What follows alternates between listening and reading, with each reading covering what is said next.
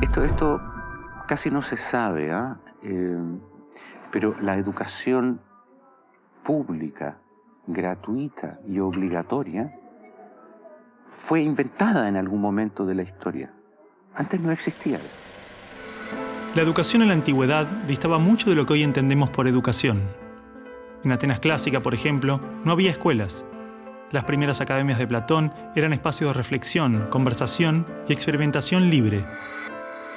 La instrucción obligatoria era cosa de esclavos. Por otro lado, la educación en Esparta era más parecida a una instrucción militar. El Estado se deshacía de quienes no alcanzaban los niveles esperados. Había clases obligatorias, fuertes castigos y modelamiento de la conducta a través del dolor y el sufrimiento. Antiguamente la educación estaba en manos de la Iglesia Católica, por lo menos en el mundo cristiano occidental. Y fue recién en el siglo XVIII, en una época de la historia que se llama despotismo ilustrado, seguramente lo escucharon en el colegio, en donde se creó el concepto de educación pública, gratuita y obligatoria. La escuela como la conocemos nace a fines del siglo XVIII y principios del siglo XIX en Prusia. Con el fin de evitar las revoluciones que sucedían en Francia, los monarcas incluyeron algunos principios de la Ilustración para satisfacer al pueblo, pero manteniendo el régimen absolutista. La escuela prusiana se basaba en una fuerte división de clases y castas. Su estructura, heredera del modelo espartano, fomentaba la disciplina, la obediencia y el régimen autoritario. ¿Qué buscaban estos déspotas ilustrados? Un pueblo dócil, obediente, y que se pudiera preparar para las guerras que hubieron en esa época entre todas las naciones que estaban naciendo. Por ejemplo, Catalina la Grande de Rusia llamó a los enciclopedistas franceses a preparar esto mismo. Diderot, uno de los más famosos, estuvo allí para armar este paquete, ¿sí?, formador, no de ciudadanos, sino que de obedientes súbditos de estos estados. Las noticias del exitoso modelo educativo viajaron rápido, y en pocos años, educadores de América y Europa visitaban Prusia para capacitarse. Con el paso del tiempo, el modelo se expandió a nivel internacional. Muchos países importaron la escuela moderna con el discurso del acceso a la educación para todos, elevando la bandera de la igualdad, cuando justamente la esencia misma del sistema provenía del despotismo, buscando perpetuar los modelos elitistas y la división de clases. Ese es el origen de la educación pública. Fíjense ustedes que Napoleón, un poco posterior, y enemigo jurado de todos estos déspotas, hizo lo mismo. Él lo decía con todas sus letras. Yo quiero formar un cuerpo docente para poder dirigir el parecer de los franceses. ¿Se entiende? Él lo tiene claro. Y eso opera, se sepa o no se sepa, hasta el día de hoy. La escuela nace en un mundo positivista regido por una economía industrial. Por lo tanto, busca obtener los mayores resultados observables con el menor esfuerzo e inversión posible, aplicando fórmulas científicas y leyes generales. La escuela era la respuesta ideal a la necesidad de trabajadores, y los mismos empresarios industriales del siglo XIX fueron quienes financiaron la escolarización obligatoria a través de sus fundaciones. ¿Dónde coloco los hijos de estas personas para que puedan trabajar? ¿Cómo educamos en que aprendan a leer? ¿Cómo creamos obreros inteligentes? La educación sigue siendo lo mismo, una herramienta para formar trabajadores útil al sistema y una herramienta útil para que la cultura permanezca siempre igual y siempre se repita, lo cual es conservar la estructura actual de la sociedad. La escuela se complementó con investigaciones sobre el control de la conducta, propuestas de utopías sociales y hasta teorías de superioridad racial. No es de extrañar que los primeros estados con el sistema prusiano o similar fueran con el paso de las generaciones focos de xenofobia y nacionalismo extremo.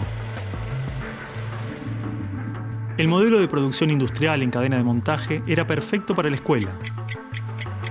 La educación de un niño era comparable a la manufactura de un producto. Por lo tanto, requería una serie de pasos determinados en un orden específico. separando a los niños por generaciones en grados escolares.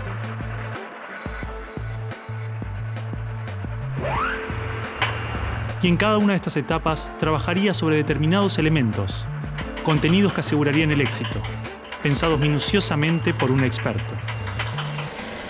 Digamos que el maestro es la figura que es la encargada de enseñar una serie de contenidos que tocan, porque alguien ha determinado así, en una edad determinada. Pero la educación no la preparan los biólogos. Y curiosamente muchas veces tampoco son educadores los que la preparan. Son administrativos. Son gente que no hace clases. En esta cadena, una persona estaría a cargo de una pequeña parte del proceso, insuficiente como para conocer el mecanismo en su totalidad, ni a las personas en profundidad. Un docente por año, por materia, cada 30 o 40 alumnos, llegando al punto de que el proceso termine siendo meramente mecánico. Y la educación, como la estamos viendo hoy, es administrativa. Hay alumnos que llegan, profesores que hacen clase, alumnos que se van, profesores que se van y al día siguiente se repite el ciclo. Un profesor estatal es un funcionario en que la autoridad le dice: usted tiene que enseñar esto y de esta forma. Porque hay que repetírselo a demasiados niños con un profesor de demasiadas horas de clase y con pocas horas de atención de alumnos en forma privada. Entonces va a dirigir siempre a un grupo colectivo. Porque evidentemente si tengo 30 niños, no puedo pretender que todos los 30 niños quieran hacer lo mismo al mismo tiempo. Este sistema de cadena de montaje, que nace con el taylorismo, fue aplicado tanto en la industria, la escuela y el ejército de diferentes países y culturas de Occidente. Hasta hace pocas décadas la escuela tenía estas cosas de cuartel y de asilo. Incluso el recreo termina con un timbre anónimo, no humano, que indica a los niños que deben adiestrarse poco a poco para pararse en una determinada baldosa detrás de determinada cabeza para formar una fila, generalmente de menor a mayor. Durante los últimos siglos, hemos construido nuestras escuelas a imagen y semejanza de las prisiones y las fábricas, priorizando el cumplimiento de las reglas, el control social. La escuela se pensó como una fábrica de ciudadanos obedientes, consumistas y eficaces, donde poco a poco las personas se convierten en números, calificaciones y estadísticas. Las exigencias y presiones del sistema terminan deshumanizándonos a todos, porque van más allá de los maestros, directivos o inspectores escolares. Están considerados grupos homogéneos, con contenidos homogéneos que tienen que obtener resultados parejos. Que todos tenemos que saber lo mismo.